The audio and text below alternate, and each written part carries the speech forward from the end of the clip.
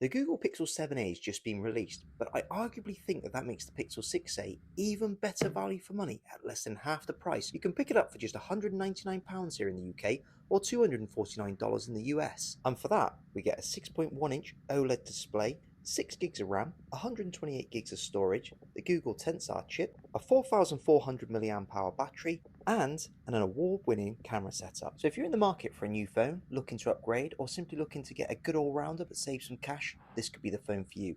Let's dive in. The phone is more of a classic rectangular slab with sharper corners but rounded matte black metal edges. These edges do a great job of tying the glass front and the plastic back together, and because they're curved, it makes the phone sit nicely in the hand. Another nice touch with them being matte black rails means that they don't actually pick up fingerprints like high gloss finishes do. Now, taking a look around the device, we've got the 6.1-inch OLED display with the hole punch cutout camera positioned at the top center of the screen. We've got stereo speakers top and bottom with the respective earpiece and microphones. On the left hand side we've got our SIM card tray only. On the right hand side we've got our power button and volume rocker, and at the top a noise cancelling mic, and on the bottom we have our USB-C charging port along with two speaker cutouts. Flipping the device over, we've got our iconic camera bar and our thermoformed high gloss plastic back. Pixel 6a comes in three colours. You have charcoal, chalk or sage, or to you and I, black, white and green.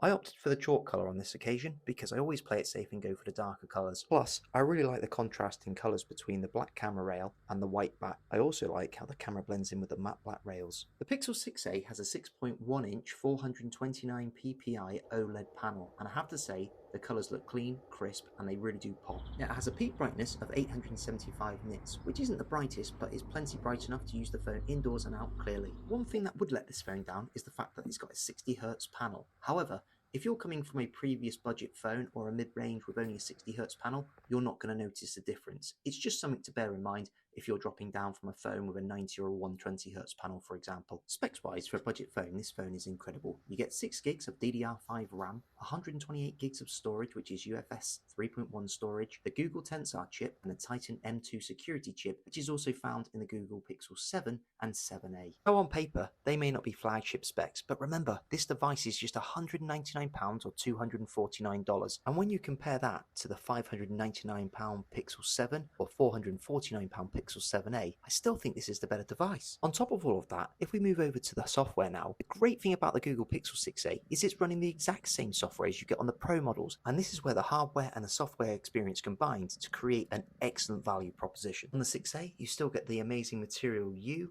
which effectively takes a wallpaper and then assigns that to all your settings, giving you custom accents and colors. You have the Google Assistant, which is just absolutely amazing and super helpful, baked in everywhere. You have Now Playing, which will listen to songs in the background and let you know what the song is. You've got Magic Eraser, which can literally edit photos in a flash, removing people from the background. The other Google Assistant features like screening calls and Hold For Me. And if all that wasn't enough, you're going to get software updates until 2025 and security updates till at least 2027. It comes with 3 cameras in total, a front-facing 8-megapixel camera and 2 12-megapixel cameras on the rear. And the camera quality on the Pixel 6a is nothing short of absolutely incredible. I've been taking some pictures with this device, and whether you're looking for portrait mode, just taking a quick point and shoot, the Pixel 6a seems to be able to deliver some really pleasing photos. This is just in my short experience, but from what I can see against the iPhone 13, it does a really good job of holding its own, and yet again, this is still only £199 or $249. Video-wise, this is where it might lose out to some of the competition, but again, it really depends what you're comparing it against. It still offers 4K at 30 and 60 frames per second, slow motion, time-lapse, and cinematic pan. On paper, I'm not sure these photos and videos should look as good as they do, but I think Google does what Google does best, and a mixture of hardware and software just produces some really pleasing photos. If you're looking to upload mostly to social media, send pictures to friends and so on, this device is more than capable, and I think you'd be pleasantly surprised. So much so, that's why I called it an award-winning camera, because on MKBHD in 2022, this was actually the camera phone of choice. Last but not least, battery life. The Google Pixel 6a has a 4400 mAh battery,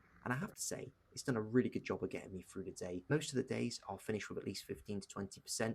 If you are a hardcore user, you may well find that your battery is slightly lower than that. However, if you are running into battery problems, Google uses some excellent software to save you that bit of juice until you do have a time to charge. Now, when you do come to charge, sadly, there's no wireless charging with the Google Pixel 6a, and plugged in it's only 18 watts of fast charging. However, considering I was comparing this against an iPhone 13, I still actually found the charging to be quite quick, but it's just worth mentioning because if you're coming from a much faster device, you would find this extremely slow by today's standards. The Google Pixel 6a is a great device, but it's not perfect, so here are some of the things you need to consider if you're going to buy it. Number 1, the screen is only 60Hz. Number 2, it doesn't have any wireless charging. Number 3, there's no face unlock, so all you do have is an in-screen fingerprint reader, which is slightly on the slow side. And finally, if you're a power user, i.e. you love gaming, or you're going to be doing something very specific on this device, this might not be the one for you because ultimately this is a great all-rounder, but you may well be finding that it's not powerful enough for you. So there you have it. That's the Google Pixel 6a. Is this the best £200 or $249 phone on the market right now? I'll leave that up to you to decide. But leave a comment down below to see if there's any alternatives that you'd recommend. Thanks so much for watching. Please like and subscribe. Catch you in the next one.